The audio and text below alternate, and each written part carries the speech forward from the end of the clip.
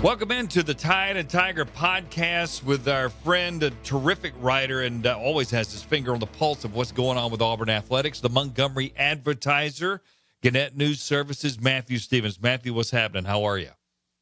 Happy Wednesday, Scott. How are we doing? Happy Wednesday. Hope you had a great Thanksgiving holidays with the families, and we are back at it.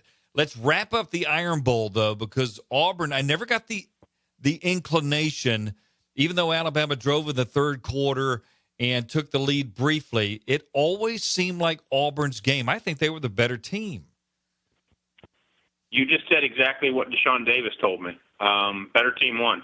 And that was key for me to write it up that way. For the first time in the Malzahn era, Auburn fans can remember an Iron Bowl in which, for a majority of the 60 minutes, they were the better football team. And the better football team won. And it didn't take any dramatics. It didn't take any kick six. It didn't take any, miracle play. They lined up and whipped Alabama at the point of attack and had better athletes at the defensive line and had as good athletes at the offensive line and at the skill position players, quite frankly, to match up with the number one team in the country, and had home field advantage and had a quarterback that could make some throws. And all of that, basically added up to a double-digit victory for Auburn, the largest one since 1969 in the series for Auburn.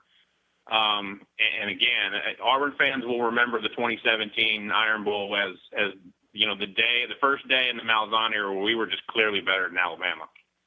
No doubt about it. And I tell you, it's interesting because we all want to quickly explain it away. Oh, well, Chip Lindsey moved in the box. Gus quit meddling, and that's what did. It's got to be more than that, doesn't it? The way this team turned around after that loss to LSU.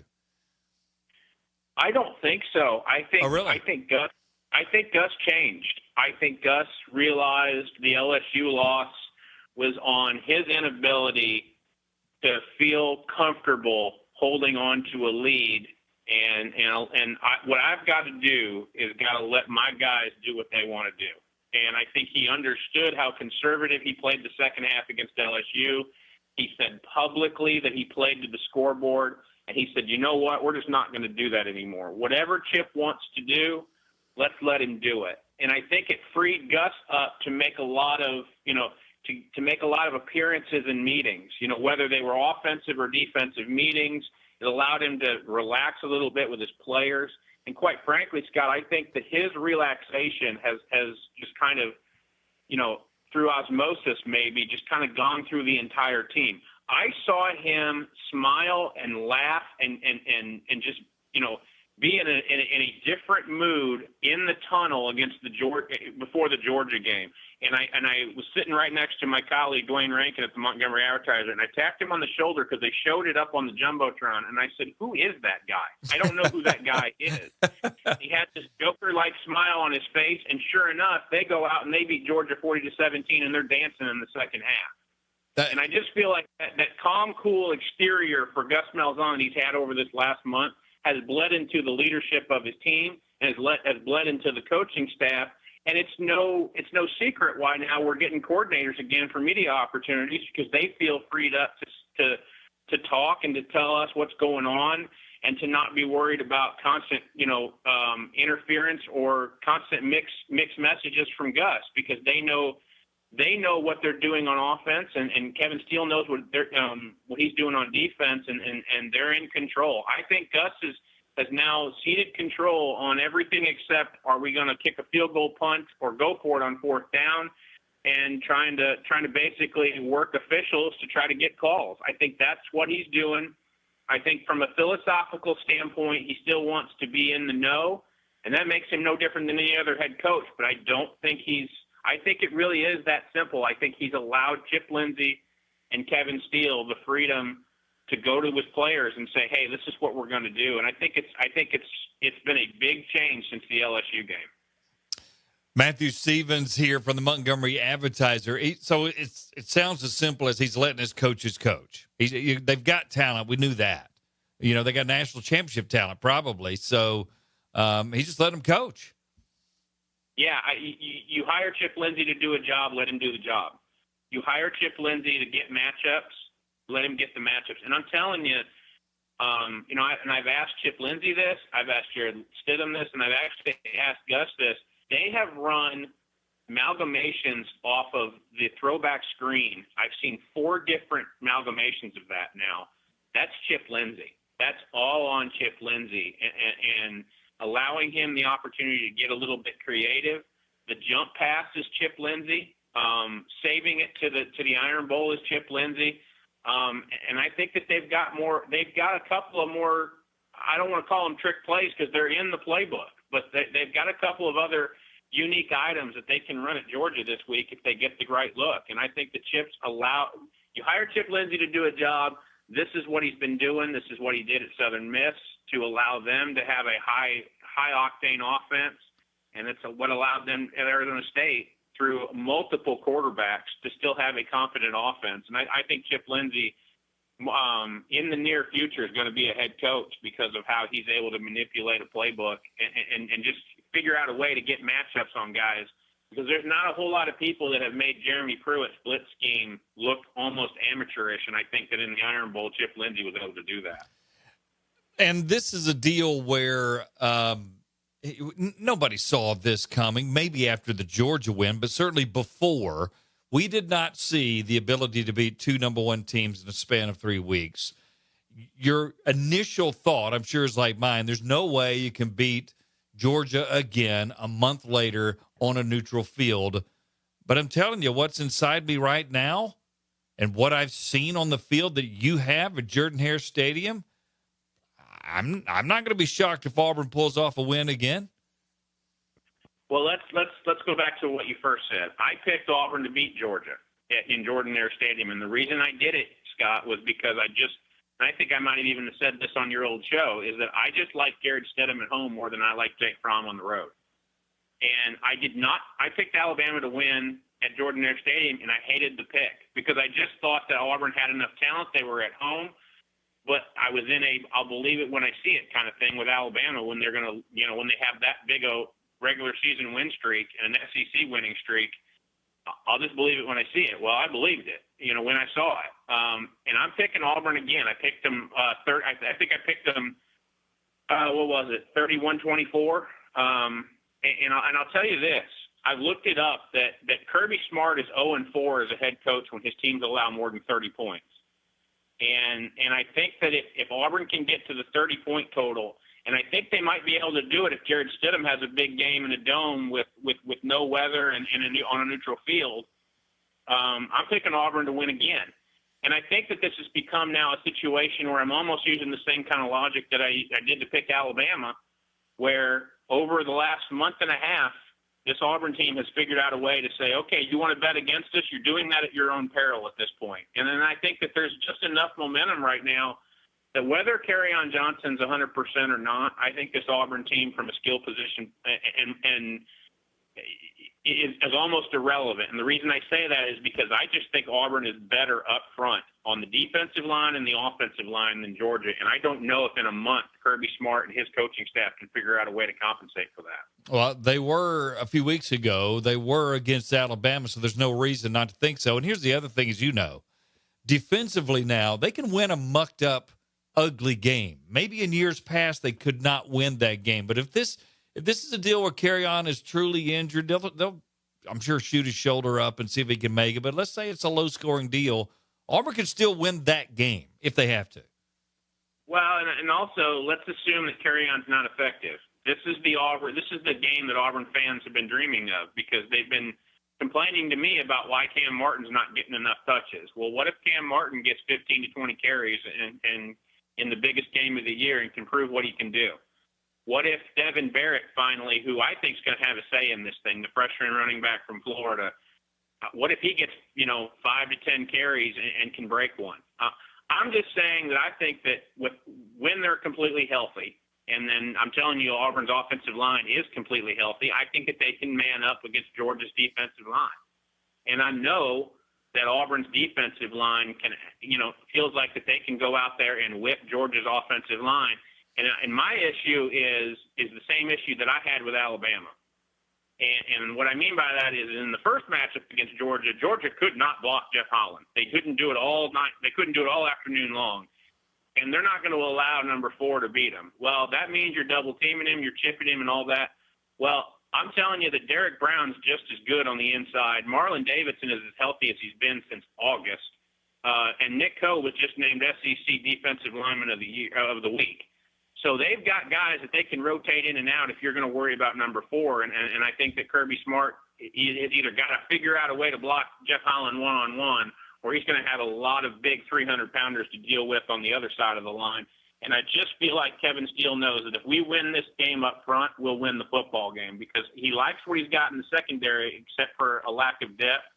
But they've got experience and some savvy back there. But if they can figure out a way to limit, I don't think they're going to do the 46 yards or whatever they had, against Sonny Michel. Yeah, no. I just think it's unrealistic in a dome SEC championship scenario. But if they can limit them to about 100 yards total and make Jake Fromm beat them from the pocket, I think that they feel like they can put that young man on his wallet a whole bunch. And we'll see what kind of savvy he's got as a freshman quarterback in an SEC championship game environment. Well, as you know, they won 40-17, so it doesn't have to be a duplicate. You just got to be able to control them, right? I mean, that's all. Just control them. Right, and I think that and the other thing that I can't get out of my head, Scott, is that what if Auburn takes an early lead like they did in the last time at Jordan-Hare Stadium? It almost seems like offensively Georgia is set up to play with a lead, and I don't know if they're set up to play from behind. I think that they're drastically in a world of hurt if they get behind early, and I think that's going to. And Auburn has scored first, I think, in 11 of the 12 games they've played this year. If Auburn can score first and get Georgia on its heels and feel like that from an offensive standpoint, they're almost playing with one hand tied behind their back like they did in Jordan-Hare Stadium, I don't know if they feel even confident yet that Jake Fromm can do it all by himself, and I don't think they want to. I don't think they ever want to find out, at least this year. Can they win this game if Kerryon Johnson, if they can't shoot him up, if he's not at least competitive back there running the football? I think if he's ineffective, they need to then lean on Cam Martin and Devin Barrett to run the football. Not as effectively as they have in the past, but just as a counterattack to keep Georgia honest and allow Jared Stidham to find open receivers down the middle of the field. That's what they need to do. I don't think they need to go for the 300-yard rushing that Gus Malzahn is going to want. I don't think that they can do that without Kerryon Johnson. But if they have to rely on Cam Martin and they have to rely on Devin Barrett for 20 to 25 carries in this game, I think they're going to be okay. I think that it puts an extra emphasis on Jared Stidham. It puts an extra emphasis on the screen game. It puts an extra emphasis on Ryan Davis and Will Hastings over the middle of the field. But I think they can do it, but I don't think it'll necessarily be a slam dunk, W if Kerryon Johnson can't play. And I think that gives Georgia the opportunity to get an early lead and then put a whole bunch of pressure on Jared Stidham to maybe win this game by himself. And I don't know whether he can do that or not yet, but that's exactly why they brought him here. So we'll see what happens. But I think Kerryon's going to try to play. The question becomes how effective can he be after maybe the first hit or two. Absolutely. And this is where we get into the why didn't Cam Martin and Malik Miller get those carries that, I personally believe they should have gotten as the year goes for these kind of reasons, but nothing Auburn can do about it right now for sure. So, look, we all know the crowd was incredible. You and I were both at the last two games, Georgia, Alabama. They carried them, but this team's good enough, even on a neutral field. I mean, they got energy from it for sure, but they're good enough to win this game at Mercedes-Benz Stadium. Yeah, I don't think motivation is going to be the problem. And I also think who takes the lead first is going to be a big indicator on who can feed off of any kind of home crowd or crowd situation. So if Auburn's not motivated at this point, I don't know what could get them more motivated. So I do think the home field at Jordan-Hare Stadium helped. I know Gary Danielson just got off a teleconference with Gary Danielson, who has said, I'm not sure that Auburn is a lead away from Jordan-Hare Stadium. I have no evidence to support, to refute Gary on that. I really don't. But I also think that if Auburn can take an early lead, I don't think it becomes a Georgia home field that everybody, I think, over here at Auburn is worried about. So I think if Auburn can get an early lead, whether it's with a Daniel Carlson field goal or get up 7-0, I think the same momentum applies, to Mercedes-Benz Stadium that could apply to Jordan-Hare Stadium. And we all know that with 2 losses, if they lose to Georgia, they're out of the playoffs. However, I think the committee really tipped their hat to Auburn with how they have played and really rewarded them with a number 2, because they could have been number 4 and Auburn would have been doing cartwheels. But they're number 2. So how do you see that? Yeah, before the show, I kind of thought they would be 3. And then when they were 2, in my head, immediately I'm like, well, okay, fine. Like, it's just a jersey change on whoever they're going to play in the 2-3 game. I think that if Clemson, here's what I think. I think that if I think the SEC championship game and the ACC championship game are play-in games for the playoff. I think we've all come to that understanding. And then I think what ends up happening is that I really think that I think everybody's talking about this committee really wants, Clemson, Auburn, Oklahoma, and Wisconsin to win because then their jobs are a lot easier.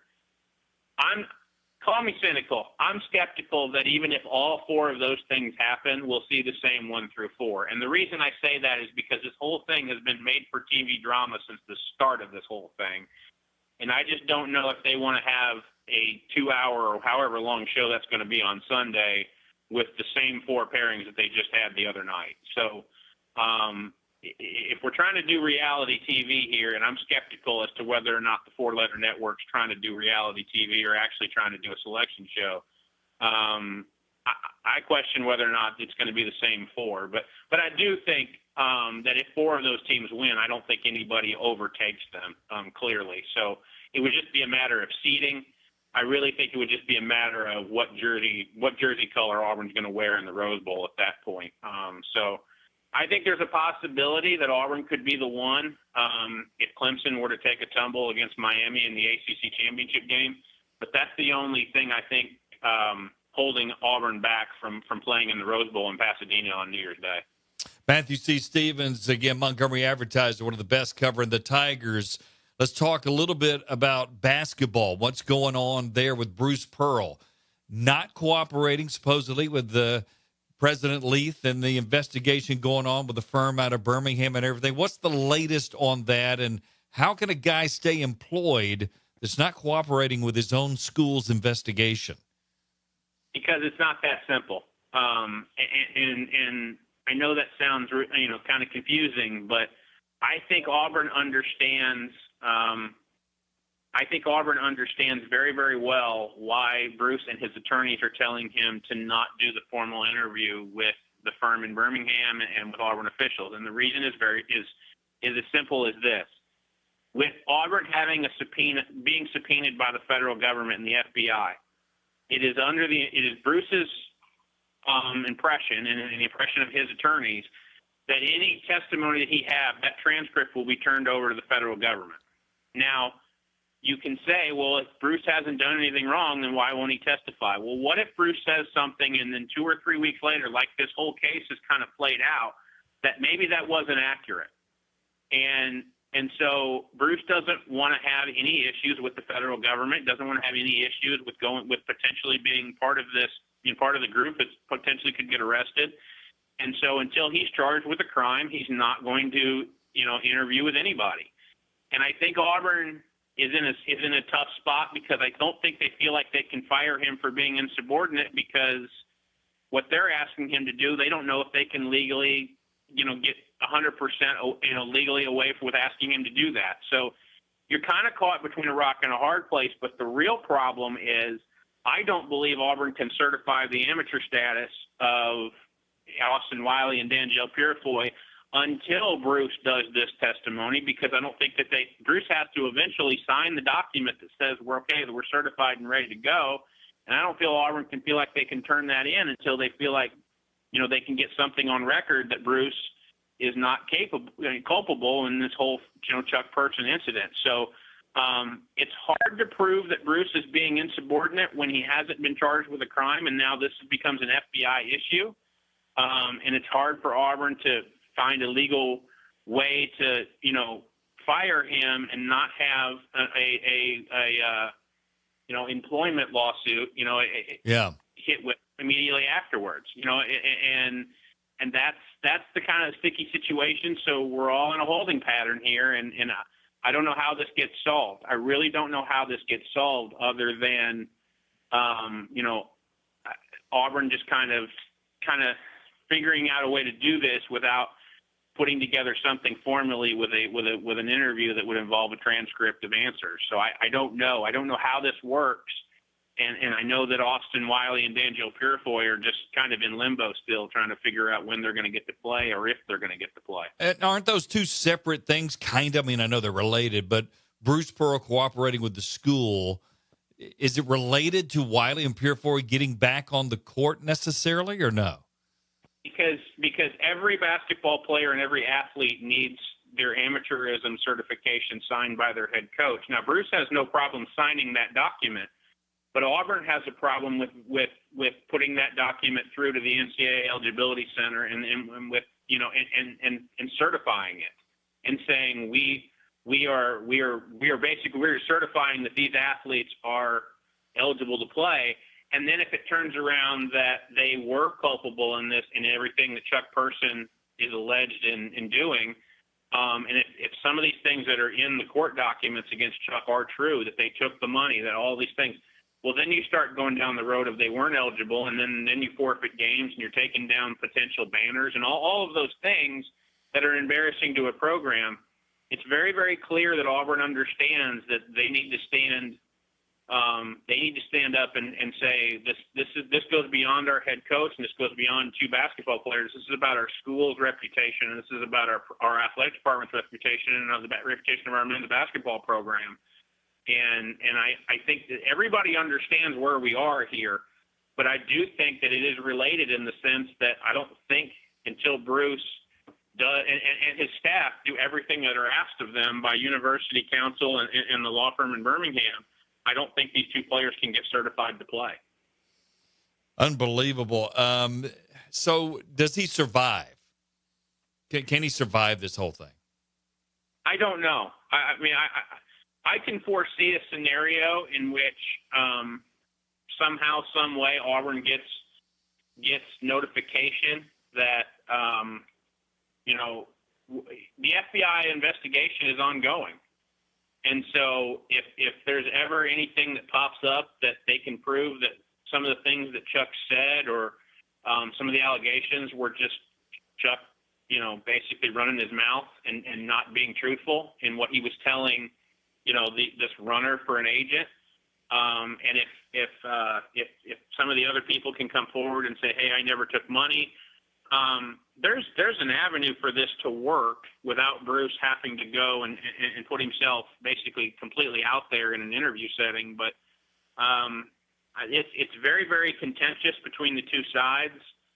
And all I know is that here's what I do know. I do know that Auburn President Stephen Leaf does want Bruce Pearl to be the head men's basketball coach at Auburn. And interesting. He wants to find a way to get this taken care of, but not at the expense of his athletic department and his university. And so we're kind of at an impasse. I don't think we're at a point of no return where I think Bruce will get fired. It's just a matter of, it's not if, but when.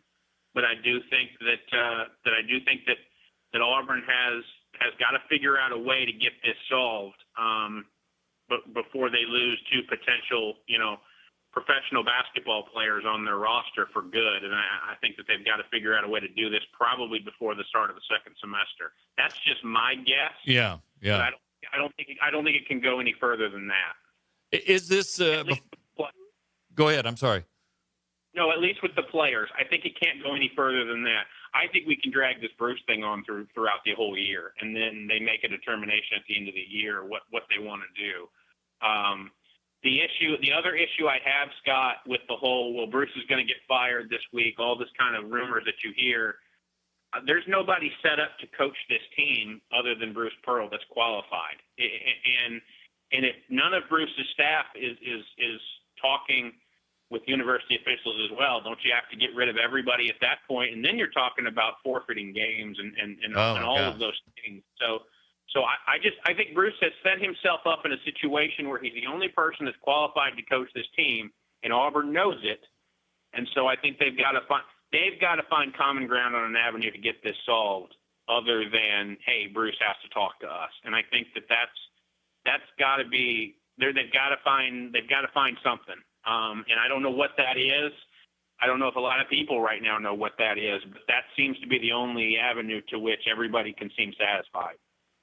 Before we go and finish up with Jay Jacobs, is this affecting the play on the court, in your opinion? Well, yeah, because I think you're down. Well, with those two guys, I know those guys aren't, but is it affecting play regardless of that fact? Yeah, you got two really good players not playing, obviously. Right. No, because I don't think the guys that are active on the team, or even D'Angelo and Austin right now, are losing respect for their head coach. I don't think Bruce has lost the locker room. I don't think he's lost any players on that team. I think he still has a rotation of 10 players, and if Austin and D'Angelo get back, it would run through a brick wall for him. So from an emotional standpoint and from a on the floor standpoint, I still think that they're locked in on their head coach. They're locked in on their staff, and it's just a matter of on the court, the same issues for Auburn tend to pop up when they don't play well, which is the defensive end of the floor, and especially in the second half of games. So I don't think that Bruce has lost the locker room. I don't think that this is affecting the team in any other way other than in practice they look at two guys that they know can help them. And I think that they're getting antsy as to why these guys can't play. But other than that, I think the guys that Bruce has right now that have gone 4-1 and finished third in the Charleston tournament are locked in and they're with their coach 100%. I really do feel that way. That's a really good indication if that's the case, and we certainly trust your judgment. Finally, Jay Jacobs, when will this happen, his exodus? And then a new person be placed? Is it as simple as they're looking now, and when they find one, it'll happen, or what's your gauge say? Well, that would be the accurate interpretation. I was told by Stephen Lee almost 2 weeks ago, the month of January is when they'd like to name a new athletic director, early in January, and so I believe maybe in less than 2 months. Auburn will have a new athletic director. I don't know who that person is going to be. I put out a list of about 7 candidates, and I know that they have a search firm, and they're using the search firm in Atlanta to help them, the Parker Executive Search in Atlanta, to help them with this. But other than that, I was told by Stephen Leaf directly that early January is when they'd like to get this wrapped up and have somebody named, and then you start the transition period with that new athletic director and Jay. So that's when I think it will happen. But I think that Auburn is currently going through the process right now, and I think they're trying to get it done as fast as they can, but they know that they have things in place that they don't have to rush this decision. But I think it'll be done by January, and I would think mid-January at the latest. Finally, as you look at a crystal ball, does Gus Malzahn go to Arkansas? They obviously can make a push. There would be – I can give you reasons he would go. I can also give you probably as many reasons he would stay. What do you think? I think that smelled like Jimmy Sexton. Fans were all over that. I'm sorry. None of that makes any sense to me. In talking to George Schroeder with USA Today, as I have been, since he's been on campus the last few weeks, in the last 2 years, there's never been a head coach at a Power 5 school leave for another Power 5 school. It's never happened. It hasn't happened in 2 years. The last guy to do it, ironically enough, was Brett Bielema, and then Gary Anderson left Wisconsin to go to Oregon State. I don't understand this story. Other than I think Gus and Jimmy Sexton are trying to find some leverage in which Auburn is going to offer Gus Malzahn a new contract, and I think that they were trying to find some leverage that they could use to give Gus an out and say, hey, if you don't give us what we want, Gus will just go to Arkansas. Well, I personally believe after everything that's happened now, the defeat of Georgia, the defeat of Alabama, Auburn is pretty much ready to give Gus Malzahn almost everything that he wants. I don't think it'll be a contentious negotiation as much as it was if Auburn went 8-4. But I didn't think Gus was leaving at 8-4, and I sure don't think Gus is leaving at 10-2 and winning the SEC West now. You look at the team, and I think that Gus Malzahn, in a small view, looks at it this way as well. You look at the team that he could have coming back next year, and look at the team that Arkansas could have coming back next year, and ask Gus Malzahn which team he'd rather coach. He'd rather coach the team at Auburn. And sometimes it really is that simple. Most of the time it's not, but I think with Gus it might just be. And I also want to add that I know that Gus and Christy Malzahn love where they're from. And they love going back to Springdale and Fayetteville, Arkansas. They love that. Right. But I don't find that those two people are people that are itching to get back home anytime soon. They like going home, and then after a couple of days, they like getting up and going, and leaving and going back to where they live. So I just think that that's something that Christy and Gus Malzahn are thinking about as well. This has Jimmy Sexton all over it, trying to get Gus a bigger contract, and I think Gus just did that on his own by beating Georgia and Alabama anyway. Yeah, and he didn't need a lot of help. It doesn't seem like to get that going from hot seat to probable extension and raise. That's unbelievable. The idea with Arkansas, Scott, was that Gus wanted to restart the clock and get himself a 5-6-year contract in Fayetteville. Well, Gus is going to get a 5-6-year contract at Auburn, and so what clock has to be restarted?